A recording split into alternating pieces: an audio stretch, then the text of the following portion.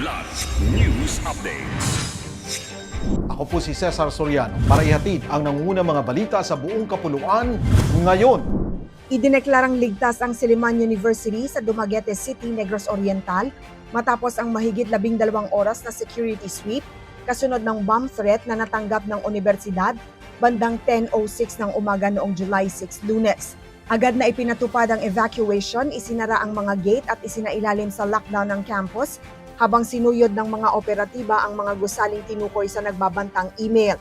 Nagtulong-tulong sa operasyon ang PNP Cybercrime Unit, Explosive Ordnance Disposal Group, Dumaguete City Police, Philippine Coast Guard o PCG, Bureau of Fire Protection o BFP, at Dumaguete City Local Disaster Risk Reduction and Management Office.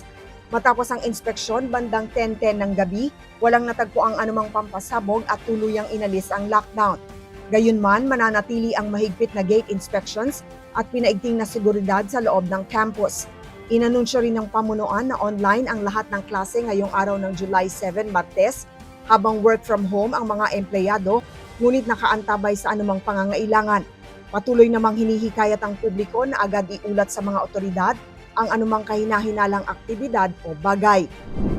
Naaresto na rin ng Philippine National Police o PNP si Aristotel Viray, isa sa mga kapwa-akusado ni Senador Rodante Marcoleta sa kasong plunder kaugnay ng umano'y hindi idineklarang campaign donations na umabot sa 75 million pesos.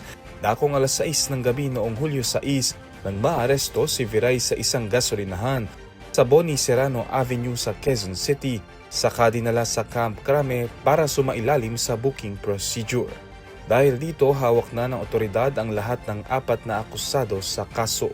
Sa PNP General Hospital nagpalipas ng gabi si Viray matapos makaranas ng high blood pressure.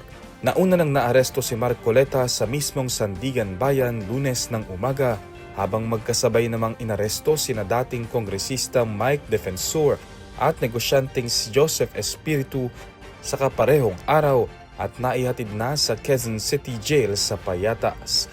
Samantala, dinala rin sa ospital si Marcoleta matapos nitong idaing ang pananakit ng dibdib at mataas na blood pressure.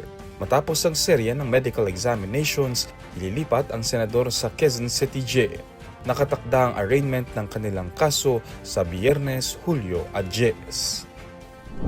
Mahigit 23,000 na puno ng marijuana na nagkakahalaga ng tinatayang 6 million pesos ang binunot at sinunog sa isang liblib na lugar sa Barangay Kasapa 1, Loreto, Agusan del Sur noong Hulyo 4 sa magkasanib na operasyon ng Police Regional Office 13, Philippine Drug Enforcement Agency at Philippine Army.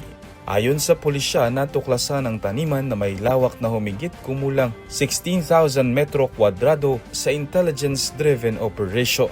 Walang naaresto ngunit natukoy na umano ang nagtanim ng marijuana. Kumuha sila ng mga sample para sa laboratory examination habang ang natitirang mga halaman ay sinunog sa lugar sa harap ng isang barangay kagawad at media practitioner bilang pagsunod sa itinakdang proseso. Ako po si Cesar Soriano, kasama nyo sa bawat pagputo ng balita.